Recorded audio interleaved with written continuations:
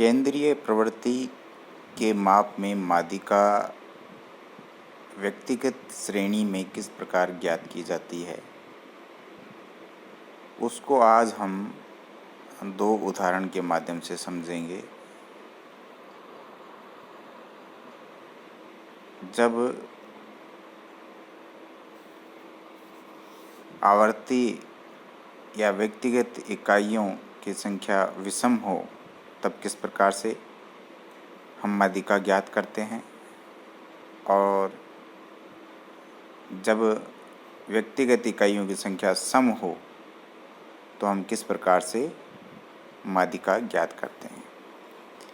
आइए एग्जाम्पल 1 यानी उदाहरण 1 से हम देखते हैं कि किस प्रकार से माध्यिका ज्ञात करते हैं। मान लीजिए कि 7 श्रमिकों की मजदूरी इस प्रकार है।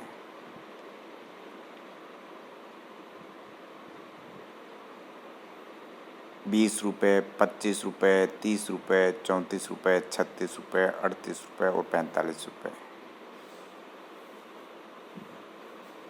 इसको हम निम्न सूत्र के द्वारा जो पद प्राप्त होगा वही पद हमारी माध्यिका होगा।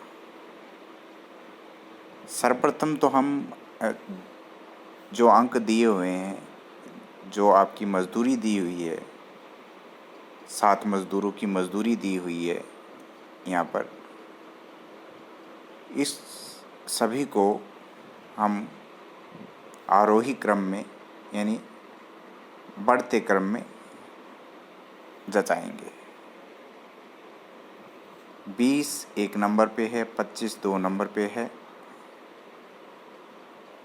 30 3 नंबर पे है, 36 4 नंबर पे है, 34 4 नंबर पे है, 36 4 आपके 5 नंबर पे है, 38 6 नंबर पे है और 45 आपकी 7 नंबर पे है। यानी 7 मजदूरों की मजदूरी क्रमशः बढ़ते हुए क्रम में निम्नानुसार है।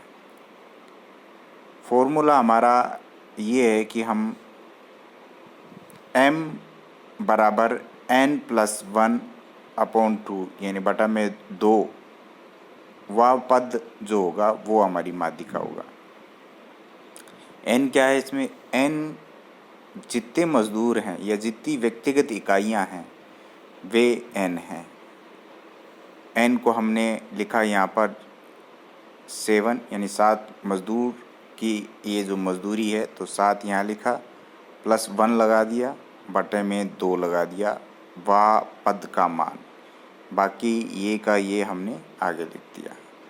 7 + 1 8 हुए जो हमने यहाँ लिखे, बटा में 2 लिखा, वे पद का मान। 8 को 2 से भाग देंगे तो 4 प्राप्त होता है, 4वें पद का मान। तो चौथे पद का मान जो है, यानी 1 नंबर आपके 20 हैं और 25 नंबर आपके 2 पर हैं, 30 नंबर आपके 3 पे हैं और 34 नंबर आपका 4 है। तो चौथे पद का मान जो है, चौथा पद हमारा यहाँ पर पहुँचता है तो 34 आता है। तो मजदूरी जो माध्यिका मजदूरी होगी, यानी इसकी जो माध्यिका होगी वो 34 होगी, 34 होगी। तो बड़ा ही आसान तरीका से हमने ये माध्यिका ज्ञात कर ली। अभी जब संख्या विषम हो, ये मजदूर 7 थे, विषम थे, अब मजदूर मान लीजिए सम संख्या में हो, 6 हों, 2 हों, 8 हों, 10 हों, तो इस प्रकार सम संख्या में जब मजदूर या कोई व्यक्तिगत इकाइयाँ हों तो किस प्रकार से माध्यिका ज्ञात की जाती है, वो एग्जाम्पल 2 या उदाहरण दूसरे में हम आपको समझा रहे हैं। यदि व्यक्तिगत इकाइयाँ की संख्या सम हो तो माध्यिका कैसे ज्ञात करते हैं। माना कि हमारे पास 4 मजदूर हैं और 4 मजदूरों की आय या मजदूरी जो है वो निम्नानुसार है: ₹40, ₹60, 70 रुपये और 80 रुपये। इसको हमने आरोही क्रम में यानी बढ़ते हुए क्रम में भी जचा लिया है। वही फॉर्मूला लगाएंगे n+1 2/2 वे पद का मान। n क्या है 1 2 3 4, 4 मजदूर हैं सम संख्या में तो 4 हमने यहाँ लगाया +1 और ये हो गया हमारा 4 + 1/2। तो ये अगर 2 से 5 को 2 से भाग देंगे तो हमारे पास 2.5 प्राप्त होंगे, 2.5 प्राप्त होंगे।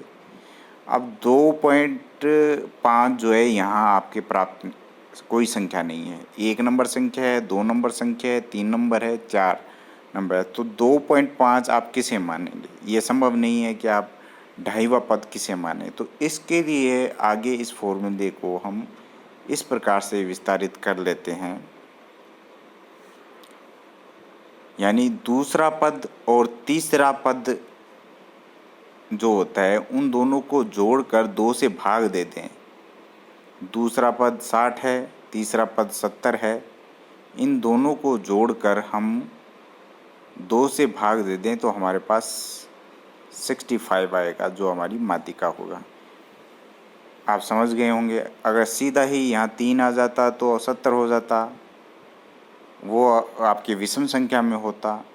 यहाँ सम संख्या है तो 2 बीच वाली संख्याओं को सम संख्या जब हो, व्यक्तिगत इकाइयाँ जब सम हो तो क्या करते हैं कि बीच वाली दोनों इकाइयों को जोड़कर 2 से भाग दे दिया जाता है तो हमारा जो है माध्यिका ज्ञात हो जाता है। जैसे 60 और 70 दोनों ही बीच में आ रही हैं तो इन दोनों को भाग दिया तो हमारा 65 उत्तर प्राप्त हुआ, जो कि हमारी माध्यिका है।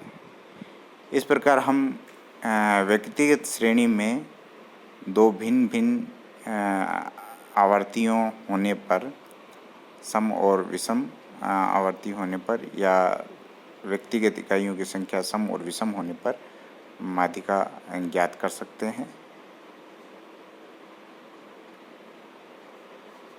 आपका